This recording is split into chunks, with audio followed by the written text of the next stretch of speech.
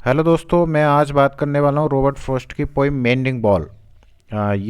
इस वीडियो में अपन पोइम का इंट्रोडक्शन देखेंगे, उसके बाद टेक्स्ट को एक्सप्लेन करेंगे। सबसे पहले पोइम का इंट्रोडक्शन देखते हैं। मेंडिंग बॉल पोइम है वो रॉबर्ट फ्रॉस्ट के द्वारा 1914 में लिखी गई थी और ये इसकी सेकंड जो एंथोलॉजीज थी उसमें ये पोइम पब्लिश हुई थी।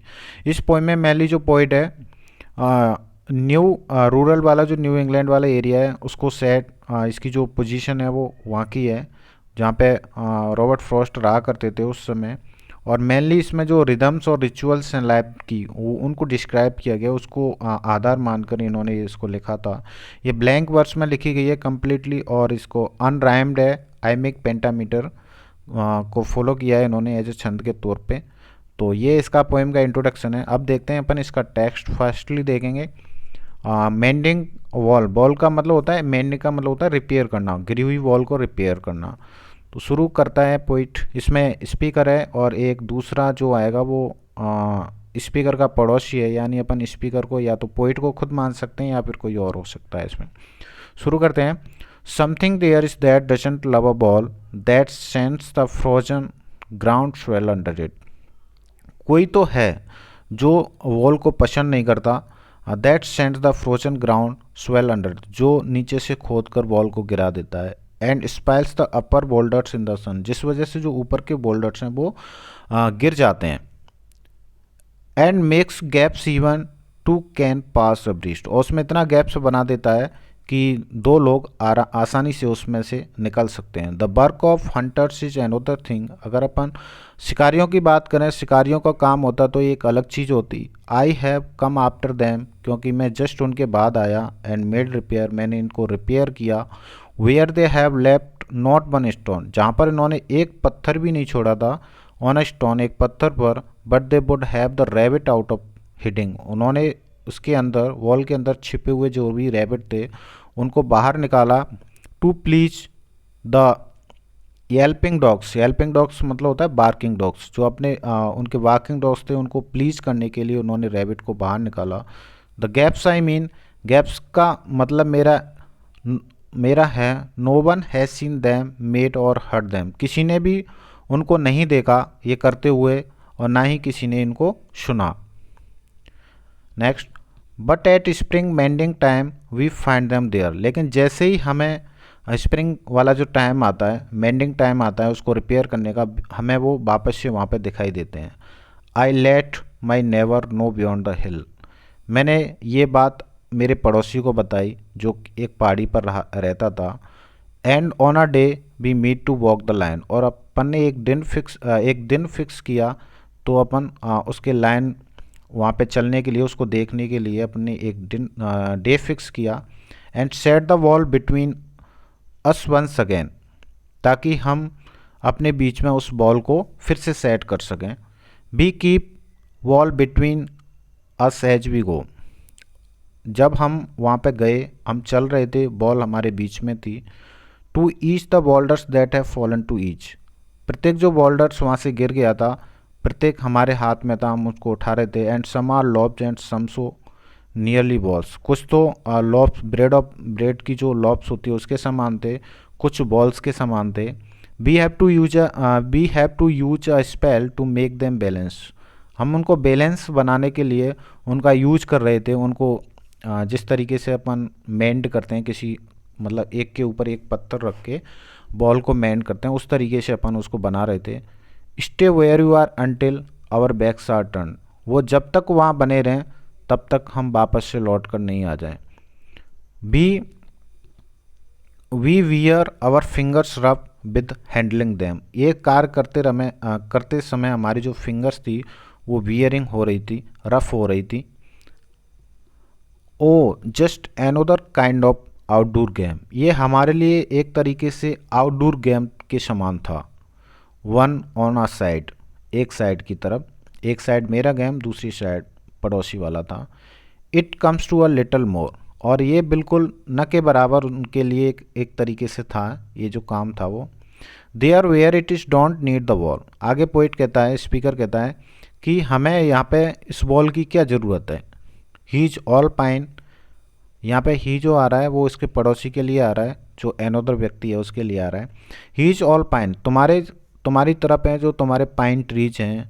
आई एम एप्पल ओकार्ड, मेरी तरफ मेरा जो एप्पल का बगीचा है वो है। माई Apple trees will never get across, मेरे जो एप्पल के ट्रीज हैं वो कभी इस बॉल को अक्रॉस करके तुम्हारी तरफ नहीं जाएंगे। And eat the corns under his pines, और तुम्हारे जो पाइन्स के कॉर्न्स हैं उनको कभी नहीं खाएंगे। आई टेल हिम, मैंने उसको बताया। ही ओनली सेज, उसने सिर्फ एक बात बोली, good fancies make good neighbours, कि जो अच्छी दीवार हैं, अच्छी बाउंड्रीज हैं, उनसे ही अच्छे पड़ोसियों का निर्माण होता है। ये ओल्ड सेइंग है, इसी को मेनली उसका जो पड़ोसी है वो बार बार रिमेंबर करवाता है, याद करवाता है। Spring is the mischief in me and I wonder, spring ही वो सीजन था जो इसको हमेशा धोखा देता था। I wonder if I could put a notion in his head, वो चाह रहा था कि मैं कुछ उसके दिमाग में ऐसा फिट करूं इस दीवार को लेकर। Why do they make good neighbours, कि वो एक अच्छे why do they make good neighbours, कि इनकी वजह से वो क्या एक अच्छे पड़ोसी बनेंगे। इजंट इट, क्या इसके बिना नहीं। Where there are cows but here there are no cows, अगर हमें मान के चलो वॉल की ज़रूरत होती, अगर काउच से सुरक्षा करने के लिए हमें वॉल की ज़रूरत है, बट यहाँ पे कोई भी काउच नहीं है। Before I built a wall I would ask to know, दीवार को बनाने से पहले मैं उनसे पूछना चाहूँगा व्हाट आई वाज वेलिंग इन और वेलिंग आउट, हम उसमें से क्या बाहर निकाल रहे हैं और उसके अंदर है क्या और अपन बाहर क्या निकालना चाहते हैं। And to whom I was like to give offence, और अपन किसके लिए ये जो अपराध है वो करना चाह रहे हैं, किसको देना चाह रहे हैं ये करके अपन किसके अपराध से बचना चाह रहे हैं। Something there is that doesn't love a ball, कुछ तो है जो इस बॉल को बिल्कुल भी पसंद नहीं करता। दैट वॉन्ट्स इट डाउन, वो हमेशा बार बार इसको गिरा देता है। I could say else to him, मुझे लगता है ये कौन है, एल्स है। एल्स यहाँ पे एक तरीके से नेचर के लिए यूज हुआ है। वैसे छोटे मोटे जो जानवर होते हैं जो हमेशा किसी चीज़ को नुकसान पहुंचाते हैं उसके लिए भी यूज होता है ये। एल्फ्स अपन नेचर के लिए यूज बोल सकते हैं यहाँ पे। बट इट इज़ नॉट, आगे पोइट कहता है but it is not elves exactly, लेकिन एल्फ्स का काम नहीं लगता ये। एंड आई वुड रादर, और मैं कहना चाहूँगा he said it for himself, इस चीज़ को वो खुद सोचे, उसका जो पड़ोसी है वो खुद बोले, इसको खुद सोचे इसके बारे में। आई सी हिम देयर, मैंने उसको वहाँ पे देखा। Bringing a stone grasp firmly by the top, जो अपने हाथ में एक पत्थर लिए हुआ था, ग्रास्प कर रहा था, फर्मली उसको उसको टॉप तक पहुंचा रहा था। इन ईच हैंड, प्रत्येक हाथ में, like an old stone savage arm, जिस तरीके से जो आर्मी का अधिकारी होता है, आर्मी सेना का जवान होता है, बिल्कुल उसकी तरह उसके दोनों हाथों में पत्थर थे, प्रत्येक हाथ में पत्थर थे उसके, और वो टॉप तक उनको पहुंचाने की कोशिश कर रहा था। And then he moves in darkness as it seems to me, उसके तुरंत बाद वो डार्कनेस में मूव कर जाता है, as it seems to be, जैसा मुझे लग रहा था। नॉट ऑफ वुड्स ओनली, सिर्फ वुड्स की तरफ नहीं बल्कि शेड ऑफ ट्री, पेड़ की जो भी छाप थी उनमें भी वो डार्कनेस में गायब हो जाता है, मूव कर जाता है। He will not go behind his father send, फिर आगे पोइट कहता है कि वो कभी भी अपनी फादर की कही हुई बात के पीछे नहीं जाएगा, कभी उस बात से पीछे नहीं हटेगा, ना ही उससे आगे जाएगा कभी। And he likes having thought of it so well, और वो हमेशा उस विचार को बिल्कुल हमेशा पसंद करता था, अच्छे तरीके से जानता था उस विचार को। और वो विचार क्या था, he says again good fancies make good neighbours. Mainly ये जो पोएम है वो इस लाइन्स पे ही टिकी हुई है और इस लाइन्स पे ही सबसे ज़्यादा जोर देती है कि good fancies make good neighbours, अच्छी जो दीवार हैं, अच्छा फेंसिस का मतलब होता है एक तरह से बाड़ाबंदी कर देते हैं दीवार, नेशनल फेंसिस होती हैं इस तरीके से। तो good fancies make good neighbours, वो हमेशा इसी बात पर ज़्यादा जोर देता है इसका पड़ोसी की जो अच्छी दीवारें हैं उनसे ही अच्छे पड़ोसियों का निर्माण होता है। तो इस तरीके से ये जो पोएम है वो ख़त्म हो जाती है। तो थैंक्स फॉर द वॉचिंग, मिलते हैं नेक्स्ट वीडियो में।